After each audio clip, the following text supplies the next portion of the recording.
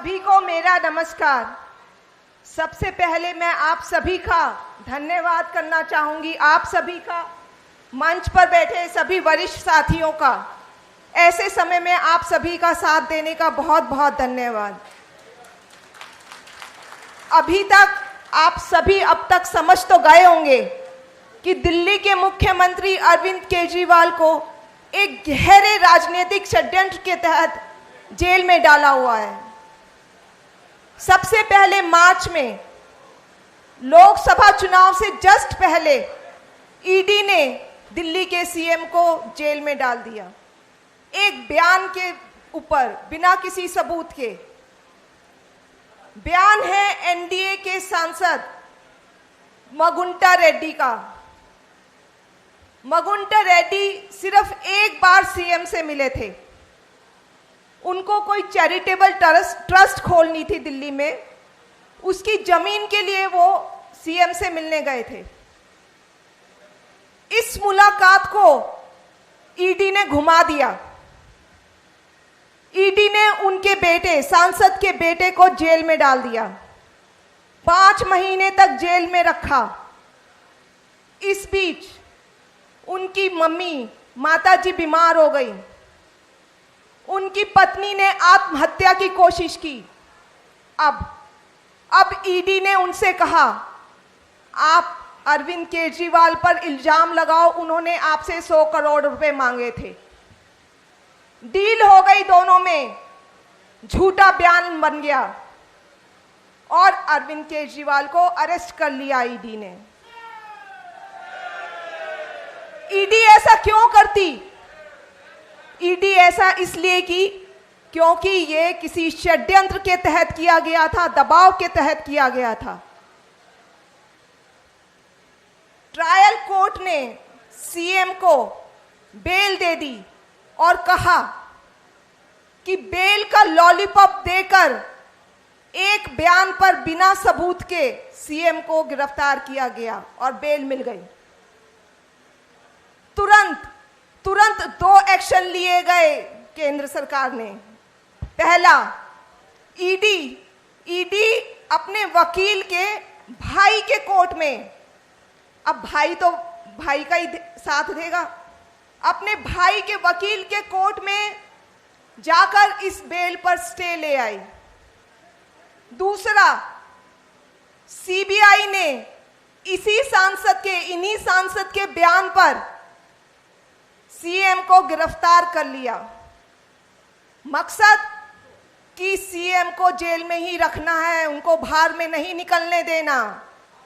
ये सब षड्यंत्र है, राजनीतिक षड्यंत्र के तहत किया जा रहा है। अरविंद जी को 22 साल से डायबिटीज है। वो इंसुलिन लेते हैं अपनी हाई शुगर कंट्रोल करने के लिए। जब जेल गए तो उनको इंसुलिन नहीं दी गई।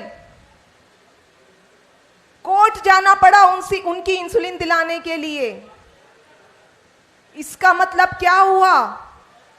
षड्यंत्र के तहत उनकी बीमारी को नजरअंदाज किया गया। अरविंद जी के हाथ पर एक सेंसर लगा हुआ है। ये रीडर है, रीडर।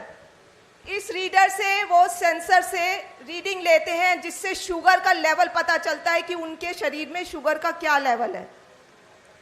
और इसी रीडर में एक ग्राफ बनता रहता है।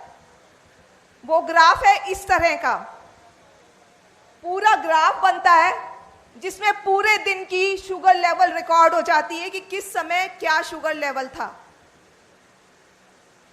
आमतौर पे अगर 70 से नीचे शुगर जाती है तो पेशेंट को कपकपाहट होती है, घबराहट होती है, पसीने छूटते हैं। ये सब लो शुगर के सिम्टम्स हैं। घर में 5-6 महीने में कभी होता है ऐसा मुख्यमंत्री को, तो हम तुरंत उन्हें संभालते हैं, उन्हें कुछ मीठा देते हैं जिससे उनका शुगर लेवल आ जाए। अभी कुछ दिन पहले ही हमें पता चला कि जेल में तो उनकी लगातार शुगर डाउन है। 5 5 बारी 50 से नीचे गई है रात में सोते हुए। जाको राखे साइयां, मार सके ना कोई। ईश्वर का लाख लाख शुक्र है कि कुछ अनहोनी नहीं हुई। उनकी जान को बहुत खतरा है और साजिश षड्यंत्र के तहत उनकी बीमारी को नजरअंदाज किया जा रहा है।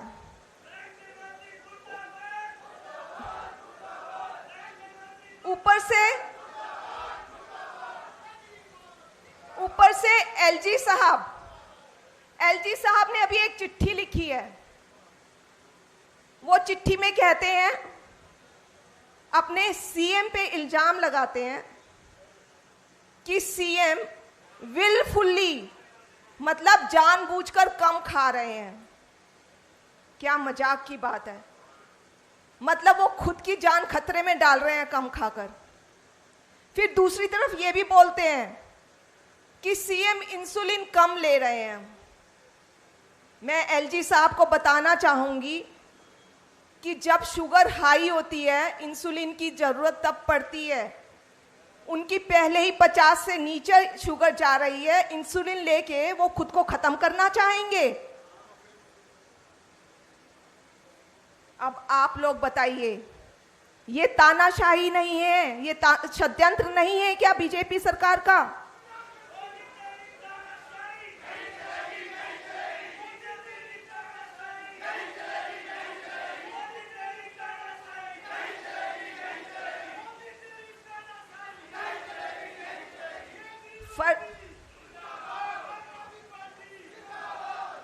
फर्जी केस, सेहत के साथ खिलवाड़ और एक जनता के चुने हुए मुख्यमंत्री को बदनाम करने की कोशिश कर रही है ये सरकार। इनका सिर्फ और सिर्फ एक ही मतलब है, एक ही मकसद है कि कैसे दिल्ली के कामों को रोकना है। क्योंकि मुख्यमंत्री किसी ना किसी तरह से दिल्ली के लोगों का काम नहीं रुकवाते। वो लड़ाई कर करके सब काम करवाते हैं दिल्ली के लोगों का। भाजपा की राजनीति, भाजपा के 7 सांसद दिए दिल्ली के लोगों ने। आप उनसे पूछिए दिल्ली के लिए इन भाजपा के सांसदों ने क्या काम किया है। इन लोगों की सिर्फ एक ही राजनीति है, नफरत की और काम को रोकने की। लेकिन आपके मुख्यमंत्री, दिल्ली के मुख्यमंत्री इन सब बातों से नहीं डरने वाले। वो दिल्ली के लोगों के लिए, वो सभी लोगों के लिए संघर्ष करेंगे।